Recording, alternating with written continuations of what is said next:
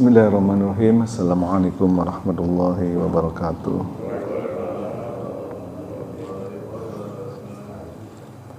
Alhamdulillahilladzi anzala ala abdihil kitaba wa lam yaj'al lahu 'iwaja.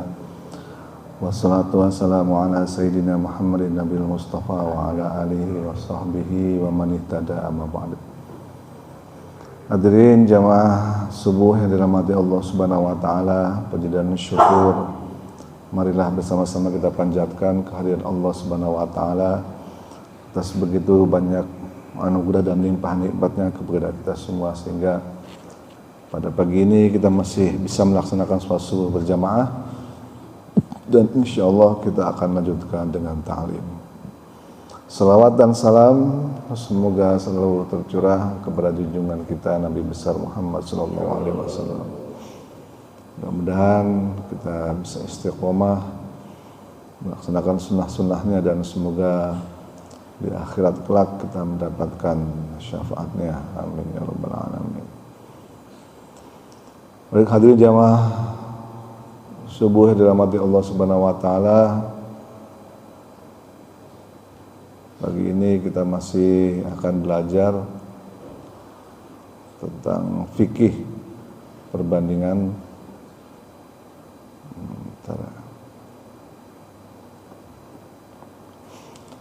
Di pertemuan yang lalu kita sudah belajar sampai dengan bab wudu ya. Bab wudu terakhir kita belajar mengenai bagaimana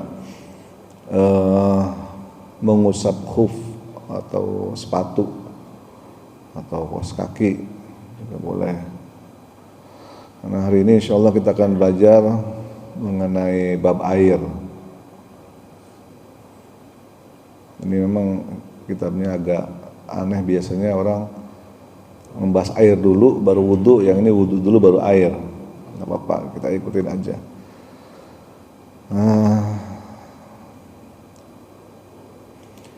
Baik, bismillahirrahmanirrahim. Allah Subhanahu wa taala berfirman di dalam surat Al-Anfal ayat 11. A'udzubillahi minasyaitonirrajim. Wa yunazzilu 'alaikum minas sama'i ma'al liyutahhirakum bih. Wa yunazzilu, dan Allah menurunkan 'alaikum kepada kalian minas sama'i dari langit air. Liyutahhirakum bih, supaya bisa menyucikan kalian, untuk menyucikan kalian. Jadi ini adalah dalil umum, dalil umumnya mengenai bahwa bersuci itu menggunakan air yang memang diturunkan dari langit.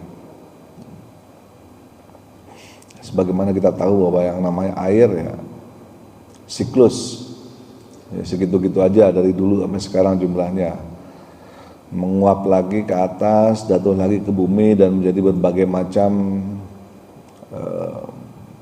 mata air, sumber mata air. Ada yang jadi sungai, ada yang jadi laut, ada yang jadi sumur, dan sebagainya. Kemudian kembali ayat yang lain adalah Al-Maidah ayat 6. Jadi kita memang di bab bersuci ini sentral ayatnya Al-Maidah ayat 6 itu. Al-Maidah ayat 6 di situ dijelaskan apa ayatnya ini, nggak disebutin di sini.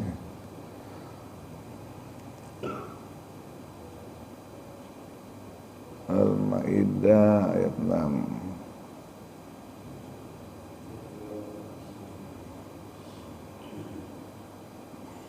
Kemarin kita sudah sampai ke ilal ka'bain ya. Sampai dengan mata kaki, wa arjulakum ilal ka'bain. Mengenai air ini, ayat lanjutannya ya, wa in kuntum junubang fattoharu, dan jika kalian dalam keadaan junub maka fattoharu, mandilah.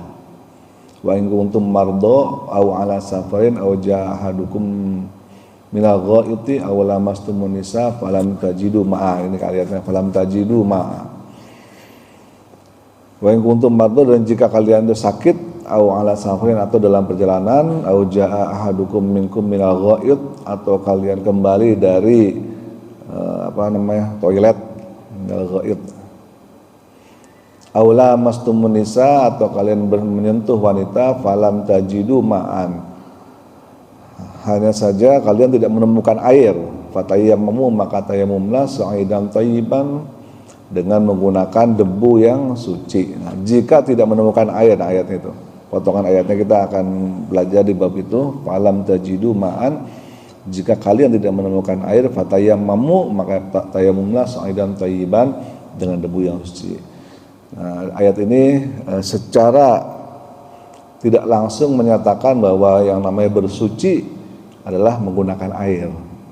Ayatnya sangat singkat ya, luar biasa. Al-Maidah ayat 6 ini singkat, padat, tapi mengandung banyak sekali hukum, khususnya yang berhubungan dengan wudhu. Dengan kalimat yang singkat aja, falam tajidu ma'an, dari situ kita paham bahwa yang namanya wudhu, bersuci itu adalah ma'an, menggunakan air. Jadi itu ayat yang dua ayat tadi ya, yang menjelaskan dalilnya bahwa bersuci itu menggunakan air, kalau tidak ada air barulah menggunakan debu.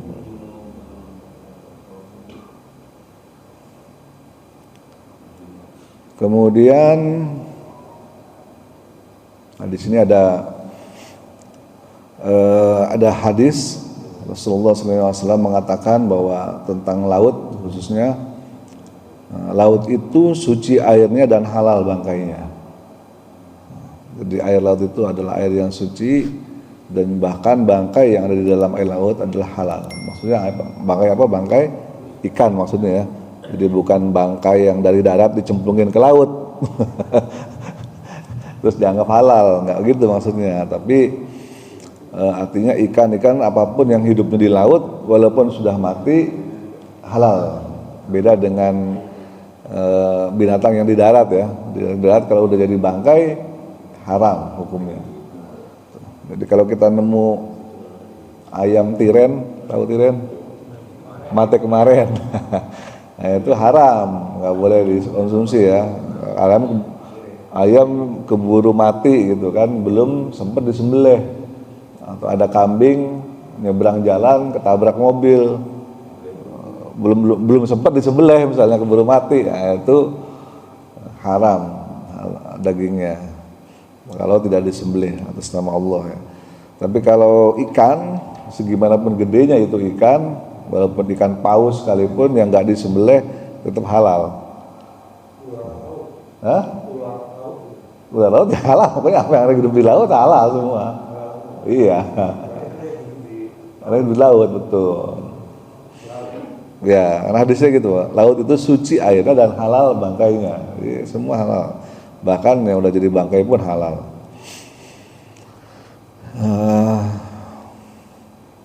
Baik.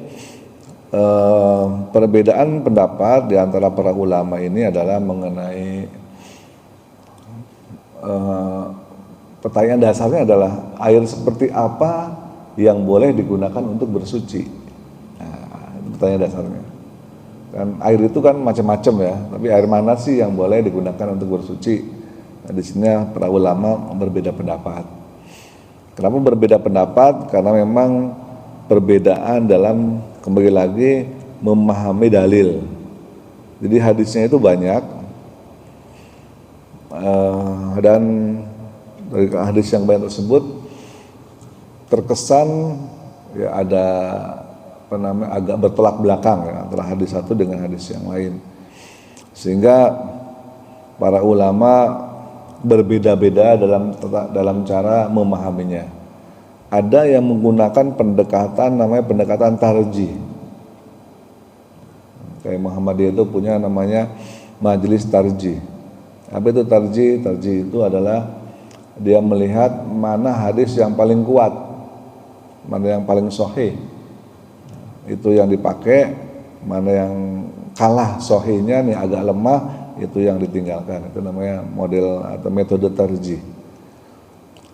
Ya, Tarjih juga tergantung ulamanya juga. Kadang satu ulama mengatakan yang ini sahih, ulama yang lain mengatakan ini dhaif dan seterusnya.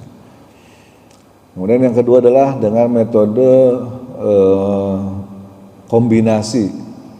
Juga dengan metode kombinasi ya.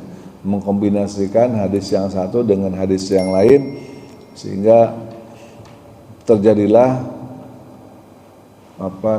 pemahaman yang utuh. Di contoh sederhananya adalah kombinasi itu banyak di hadis-hadis mengenai zikir ya. Hadis-hadis mengenai zikir atau bacaan-bacaan kayak bacaan tahiyat misalnya. Itu hadisnya banyak sekali. Nah, ada ulama yang menggunakan metode kombinasi sehingga at-tahiyatnya dari beberapa hadis disatukan dijadikan satu ya, jadilah satu bacaan tahiyat. Kayak mungkin bacaan tahiyat yang kita kenal selama ini ya. At-tahiyatul mubarakatuh sholawatu itu gabungan dari banyak hadis. Tidak hanya satu hadisnya. Baik, perbedaan ini adalah mengenai air. Kalau Imam Malik, di sini dikatakan Imam Malik khususnya mengenai air yang Imam Malik tidak membedakan air itu banyak atau sedikit. Jadi perselisihannya adalah di dalam bahwa bagaimana jika air itu terkena najis. Jadi misalnya kita punya bak mandi atau kita ada ember, lalu tiba-tiba ada najis dari cicak misalnya nyemplung ke situ. Nah, hukumnya gimana tuh airnya? Boleh nggak dipakai wudhu? Kira-kira seperti itu pertanyaan dasarnya ya. Memang beda-beda pendapatnya.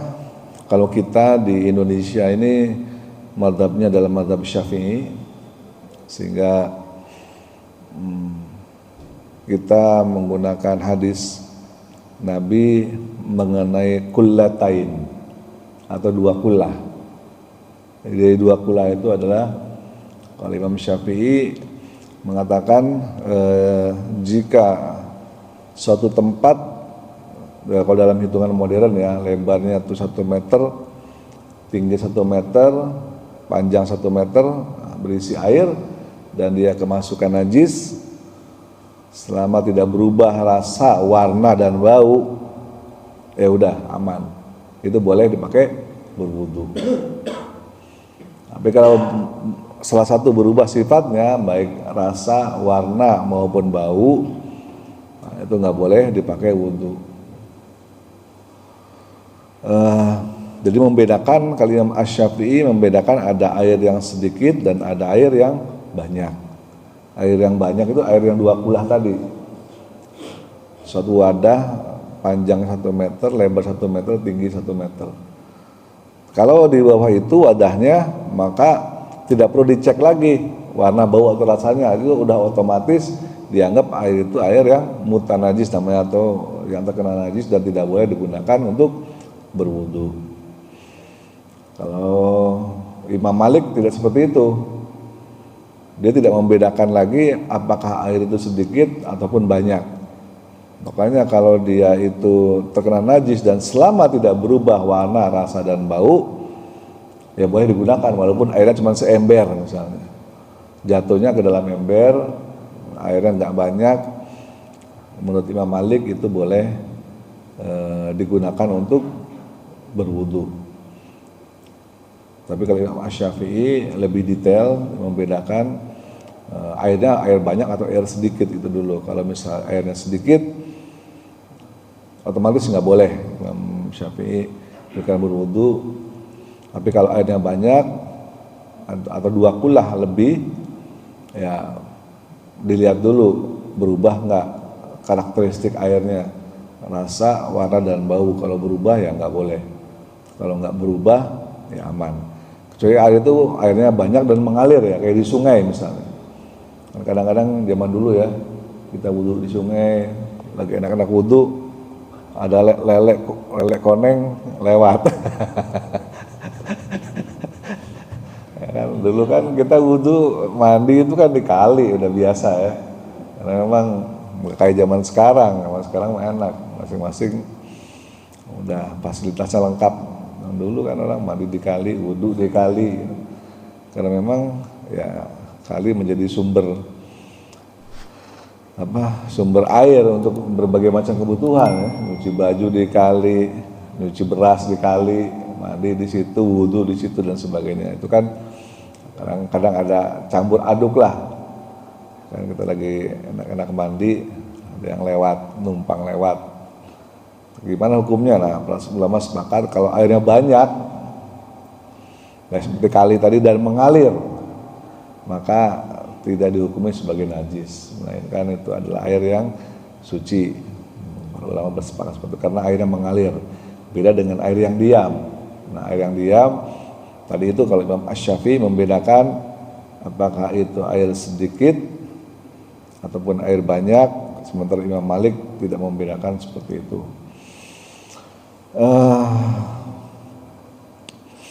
Baik, kemudian para ulama mengklasifikasikan ya atau mengelompokkan berbagai macam air.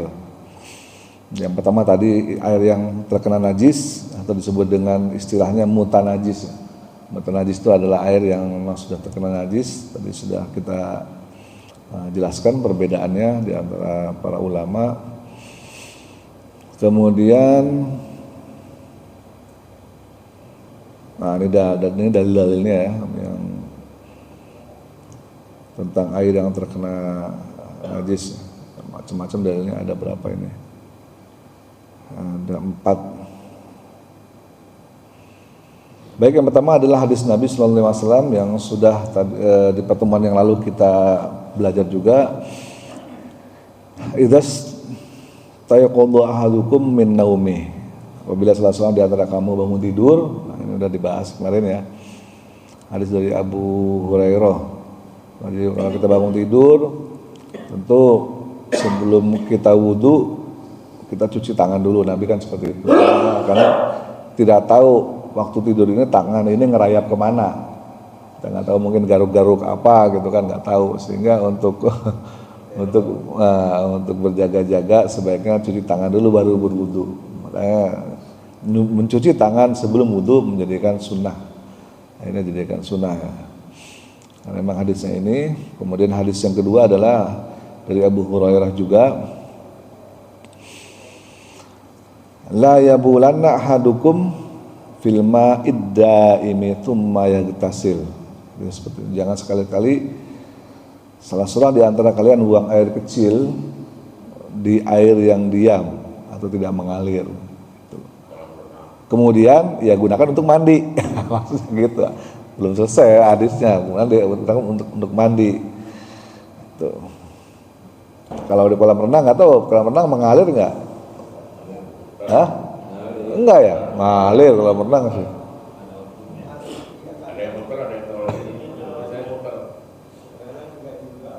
Ya, makanya kalau habis berenang ya dibilas lagi gitu kan ya, kira-kira seperti itu. Karena ya namanya di kolam renang kan kadang-kadang ada yang malas, kalau kebelet malas naik ya. Jadi sambil berenang ya sambil wer-weran gitu, lebih hangat, jadi airnya lebih hangat.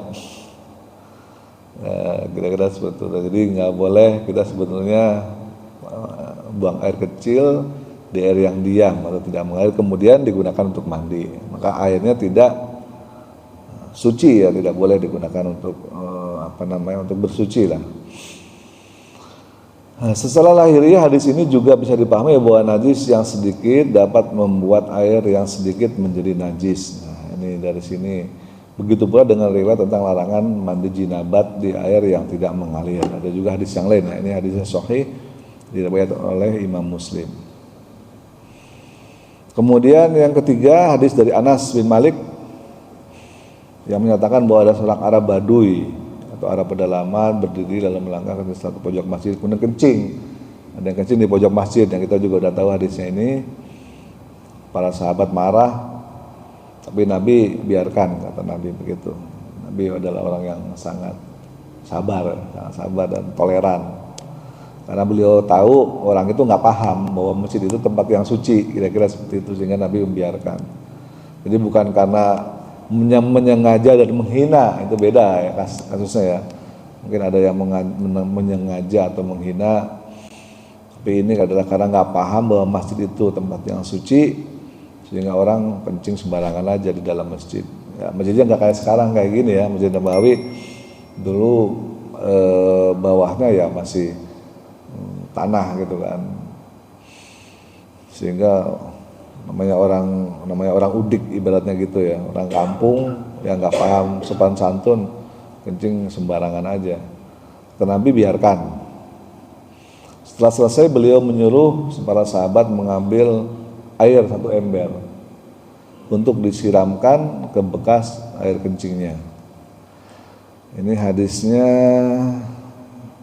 Sahih Bukhari dan Muslim, muttafaqun alaih, mengenai Arab Badu ini, sehingga ini bisa kita jadikan sebagai pegangan ya dalam menentukan hukum.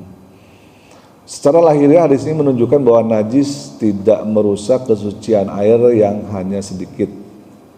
Buktinya tempat yang terkena air kencing menjadi suci setelah disiram dengan 1 ember air. Para ulama memahami seperti itu.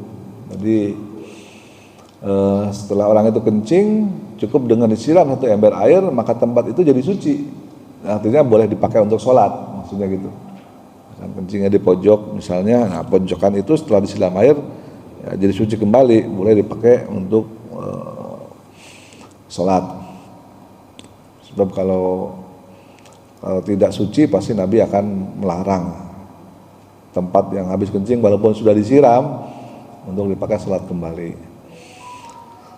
Kemudian hadis yang keempat adalah dari Abu Sa'id Al-Khudri yang diriwayatkan oleh Abu Dawud.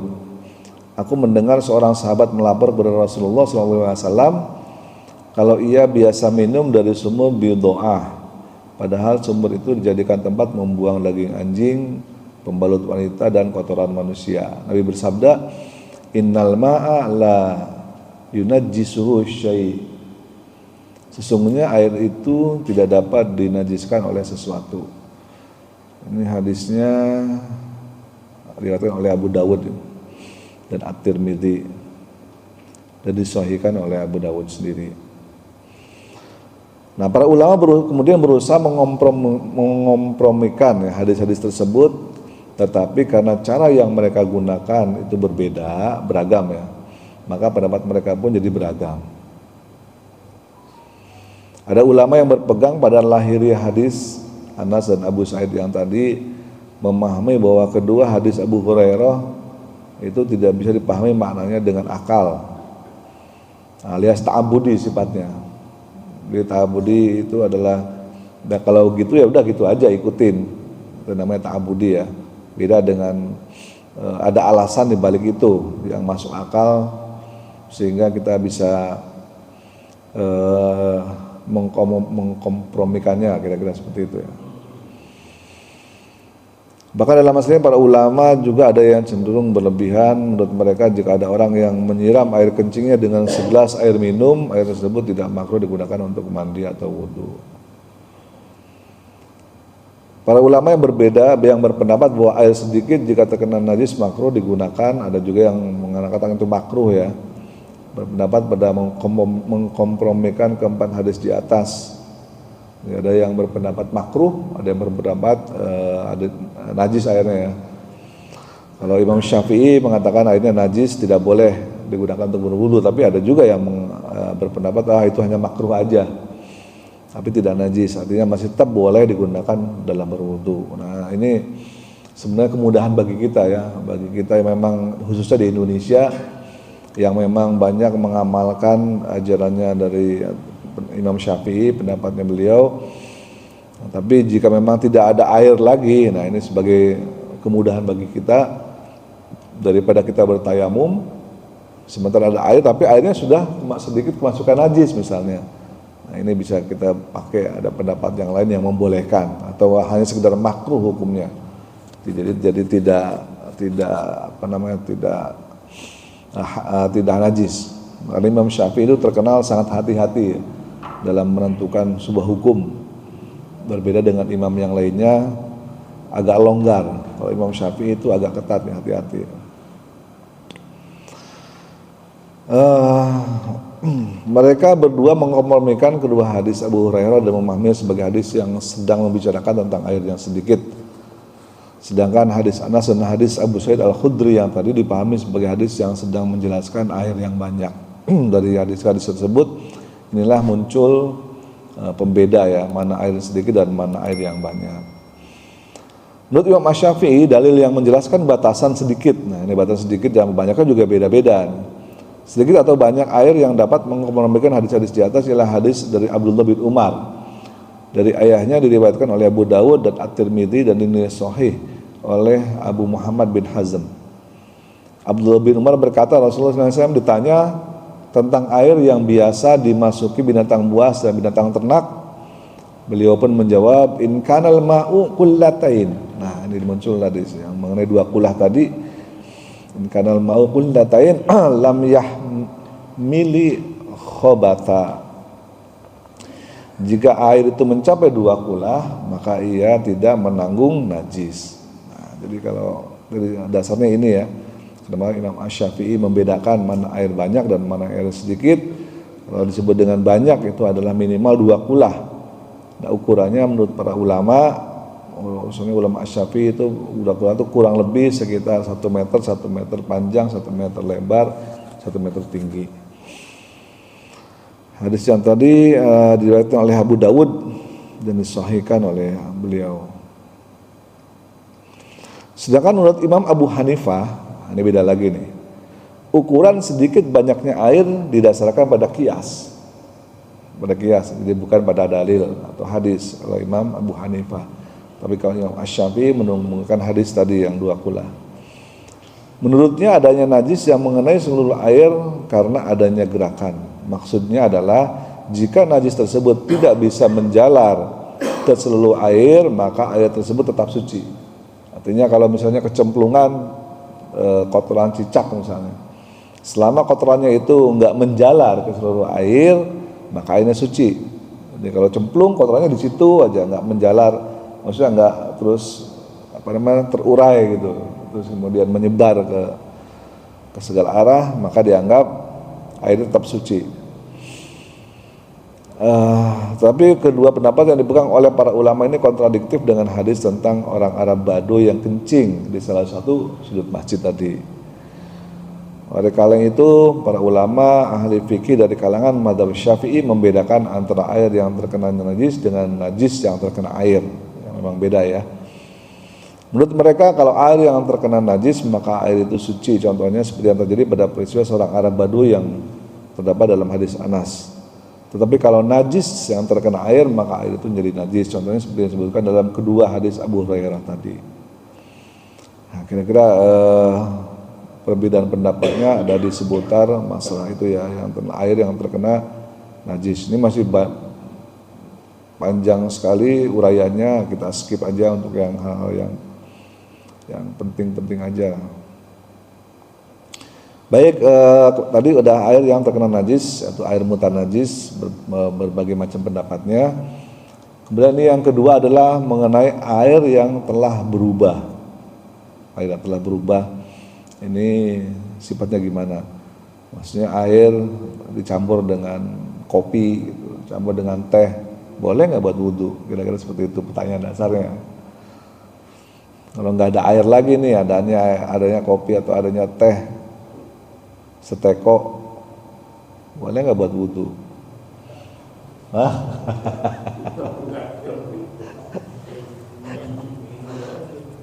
Ya enggak, ya, itu kan menurut satu pendapat enggak. Ya kita lihat dulu kita. Ya.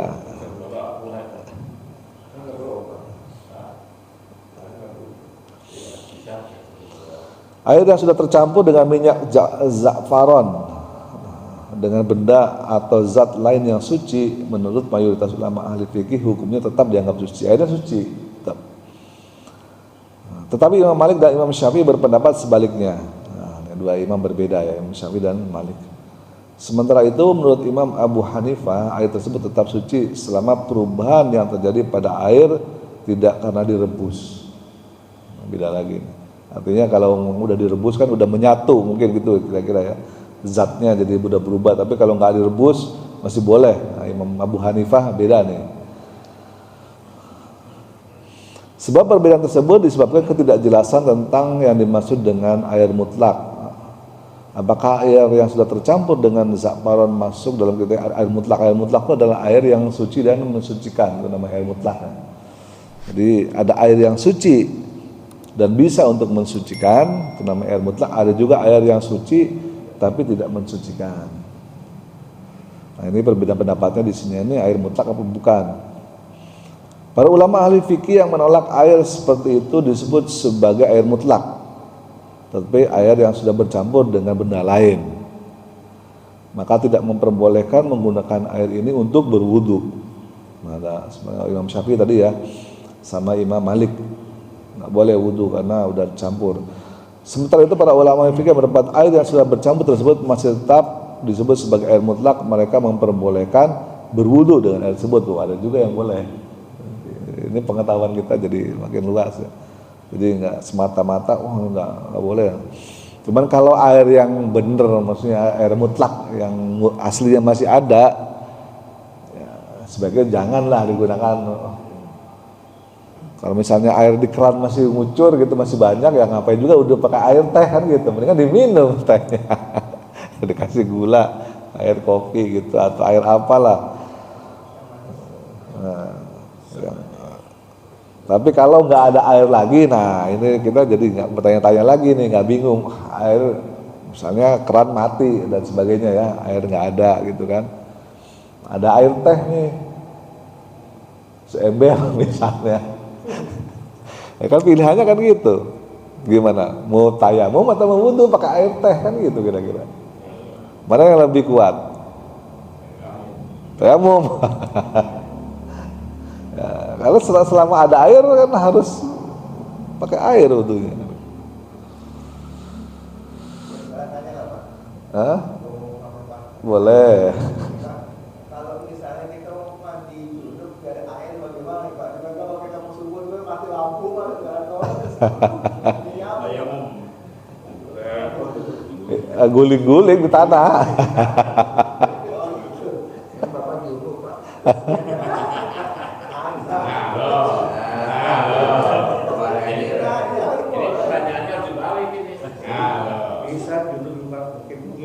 Nah, itu dia. jadi sering mimpi ya, karena nggak tersalurkan. Pak, kalau kan kita pakai RPDAF, kadang-kadang bau Kapolri, Ya. kadang-kadang kemudian nggak bagus. Itu pasti bisa buat. Nah ini makanya kan berdasarkan penjelasan ini ya bisa. Orang air teh aja boleh, gitu gampangnya ya. Apalagi air gitu. Boleh, nggak masalah. Hah?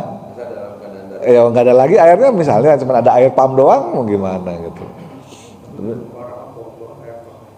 Hah? Di Cirebon.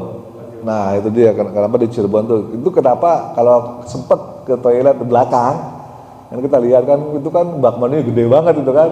Nah itu, karena memang di tradisi kami yang mengamalkan Imam Syafi'i ini dua kula.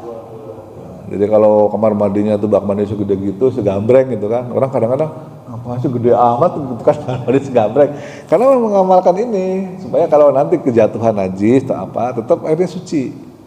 Jadi kita hati-hati gitu. Walaupun kamar mandi yang atau bak mandi yang di dalam itu kecil ya, tapi kalau yang di luar besar. Jadi nanti bisa milih kalau mau lebih tenang gitu kan, wudunya ya di belakang di luar situ yang gede. Kalau tapi ya kita juga tidak melarang orang yang memang mau wudu di bak mandi yang kecil ya, yang di dalam rumah ada juga. Nah kalau misalnya segede gitu boleh begini, kobok. Jadi tradisi kalau kita dulu di pesantren itu memang ada bak mandinya besar, jadi kita boleh langsung dikobok. Tapi kalau air kumur-kumur jangan masukin ke situ lagi gitu. Gitu ke sini keluar gitu. Tapi boleh dikobok. Ini apa wudu muka, tangan. Dulu kan cuma hanya 11 kop gitu, caranya wudu gimana ya? Nah, itu kalau Imam Asy-Syafi'i kalau sebasem itu nggak boleh dikobok. Karena dia nanti beda lagi babnya nih. Nanti itu namanya air yang bukan air yang bekas pakai, mustakmal namanya. Itu beda. Makanya kalau airnya banyak itu boleh dikobok kalau dalam madzhab Syafi'i ya. Kalau airnya sedikit ya nggak boleh dikobok, tapi dikucur aja. Kalau yang sedikit bisa dikucurnya sedikit cur gitu, dikucur. Jangan sampai dikobok karena bekasnya kalau masuk lagi ke situ itu namanya airnya mustakmal. Udah nggak boleh dipakai lagi. Dulu pernah saya waktu di Cianjur, jadi di kolam itu, jadi masjid pinggirnya kolam itu dipakai wudhu kumur semua segala macam.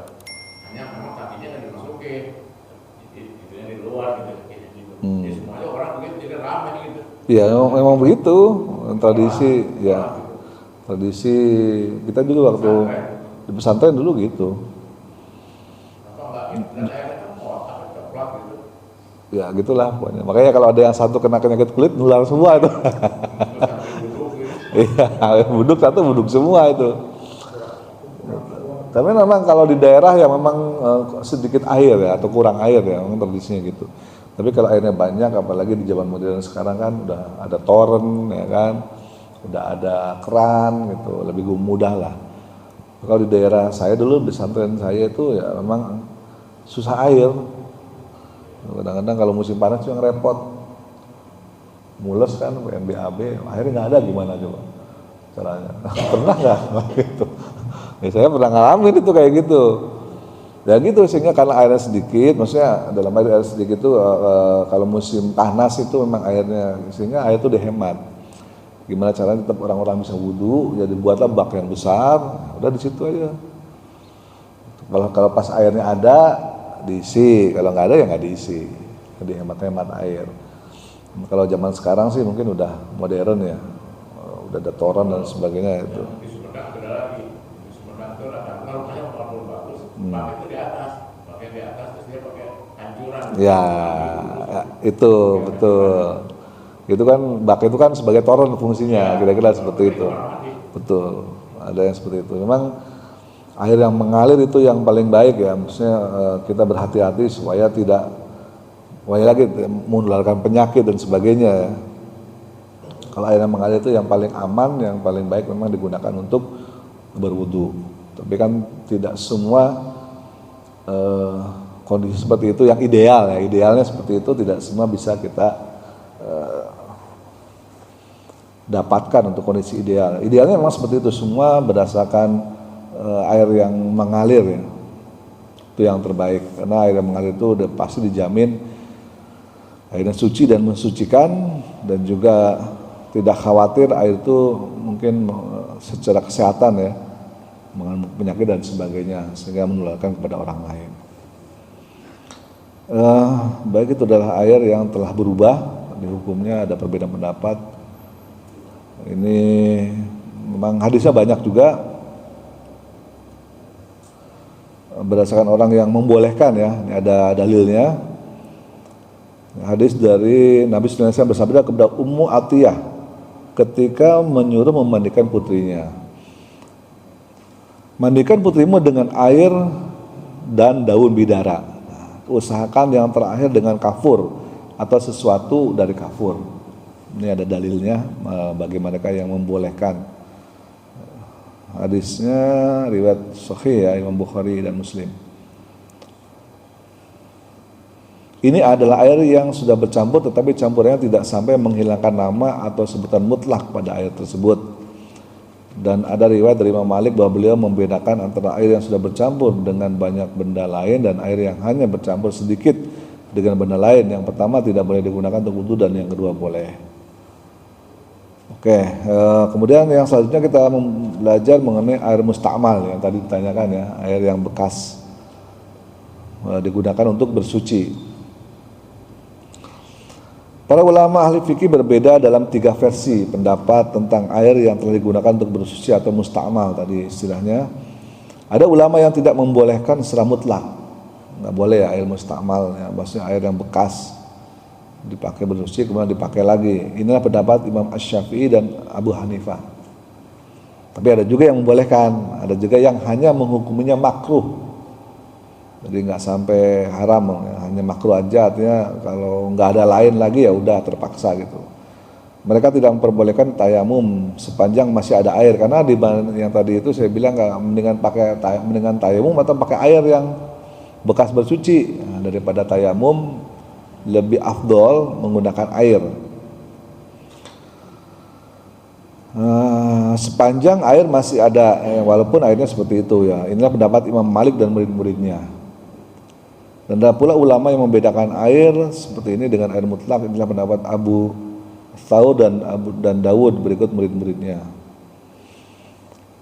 Sebab perbedaan mereka dalam masalah ini lagi-lagi terletak pada apakah air seperti itu masih bisa disebut air mutlak atau tidak. Kembali lagi berbeda pemahaman ya. Disebutkan dalam riwayat yang sahih bahwa sungguhnya beberapa sahabat biasa memperebutkan sisa air wudhu Nabi. Nah, ini ada dalilnya, mereka yang membolehkan adalah sisa air wudhu Nabi. Karena Nabi SAW itu, ini hadis sahih ya, Bukhari, jangankan sisa air wudhunya, keringatnya aja ditampung. Nabi itu keringatnya wangi, kayak minyak wangi. Jadi para sahabat tuh kalau di bawah tempat tidurnya Nabi itu ditaruh ember apa gitu. Jadi kalau Nabi kan tidur kan malam tuh kan panas zaman dulu ya, belum ada AC gitu kan. Keringatnya netes, itu ditampung oleh para sahabat. Kenapa? Karena keringat Nabi itu wangi. Jadi mereka semua hal yang berasal dari Rasulullah SAW itu betul-betul sama para sahabat itu diperebutkan lah, intinya seperti itu.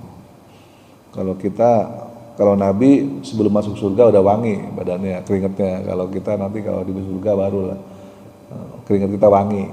Karena di surga itu menurut hadis kita tidak buang air besar maupun buang air kecil, melainkan pembuangannya itu dari keringat. Jadi habis makan keringetan, nggak pernah mules, nggak pernah pengen kebelet pipis atau kebelet BAB, nggak ada. Keringatnya pun wangi yang keluar. Nah, kalau Nabi belum masuk surga udah wangi duluan keringatnya. Kalau kita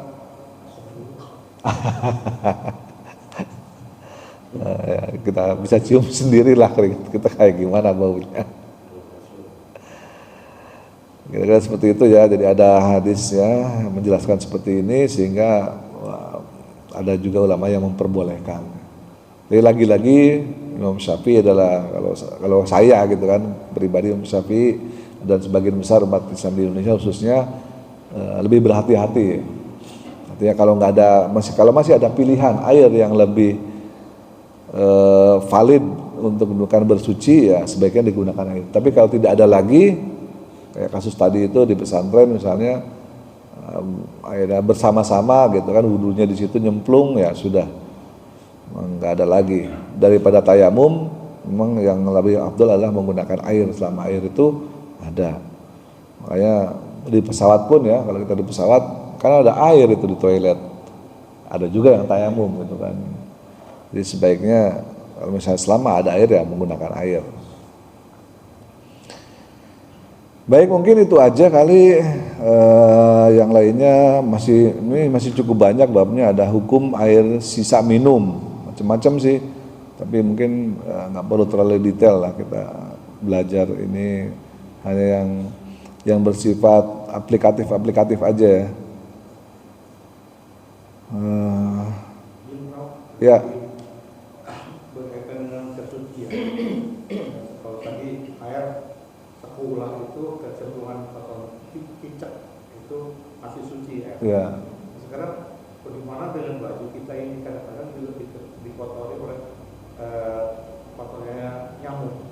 Itu gimana? Masih najis atau tidak? Kotoran nyamuk maksudnya? Itu pada kotoran nyamuk itu. Nyamuk yang nyamuk. Ya, nyamuk. Oh. Itu gimana? Ya dibersihin aja kalau saya. Kita tahu ya beda lah kalau nggak tahu.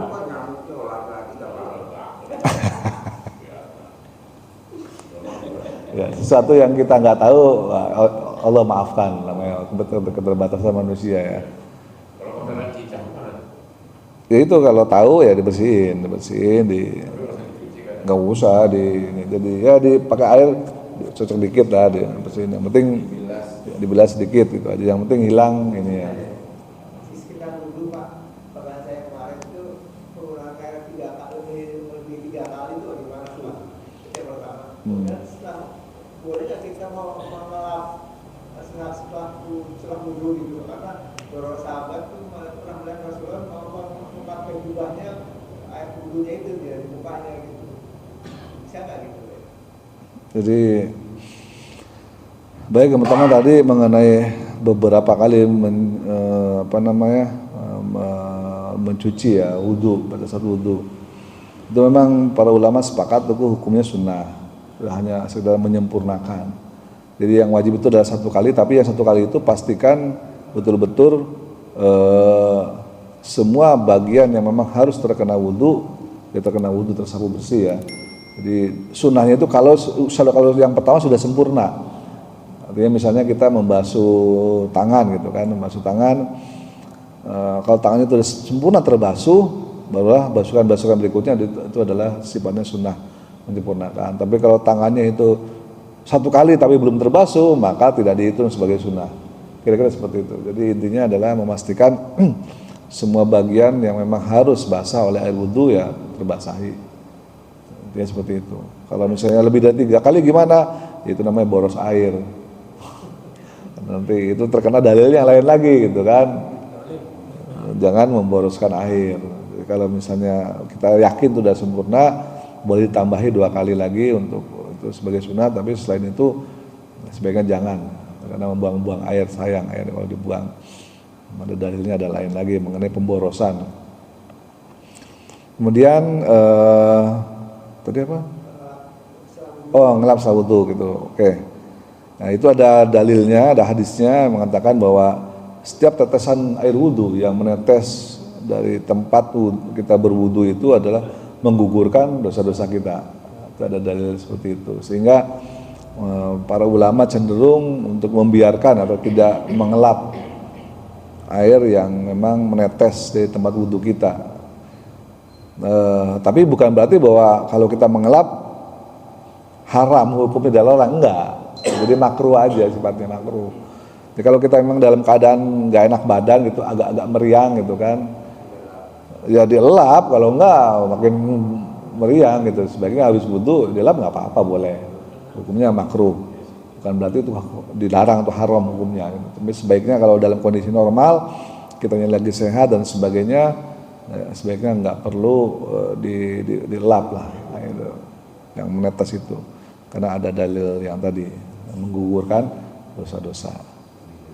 Kalau tayamum Pak, tayamum dari pesawat langsung masuk sama tangan pergelangan aja. Enggak dong, resiko tayamum, resiko. Enggak, jangan jangan mengada-ngada. Kan ada tuh kemarin tuh pejabat kita siapa itu, yang tayamum sampai ke kaki tayamum. Udah tayamum itu ya cuma muka dan tangan sampai kaki ya di ini. Ya kira-kira gitu. Pernah gitu. Jam 4:30 kan di atas tuh. Iya. Bingung gimana akhirnya Sampai kaki. Enggak, tayamum cukup muka ya, seperti wudhu ya, dan tangan sampai sikut. Sama kayak wudhu, cuman bedanya cuma muka dan tangan aja. Yang lainnya nggak perlu. Terkait itu air yang boleh dihilang gitu ya, ya ada habis itu. Terus bagaimana dengan air yang ada yang sengaja dibiarkan misalnya di jenggot, katanya seperti malaikat yang bergelantungan, itu gimana tadi? Nggak tahu kalau gitu saya bagian itu, malaikat bergelantungan. Belum baca hadisnya itu. Ya yang saya udah baca tuh yang menetes itu menggugurkan dosa, jadi bersama dengan dosa kita nanti menetes. Kalau yang malaikat bergelantungan kayaknya saya belum baca sih. Kalau menetes tuh menjatuhkan itu ya dosa-dosa ya. Betul, menggugurkan. Jadi menetesnya air itu sekaligus membuat dosa-dosa kita, gitu, menggugurkan, merontokkan dosa-dosa. Kira-kira seperti itu. Baik, mungkin itu aja. Kalau tidak ada lagi, mudah-mudahan ada manfaatnya.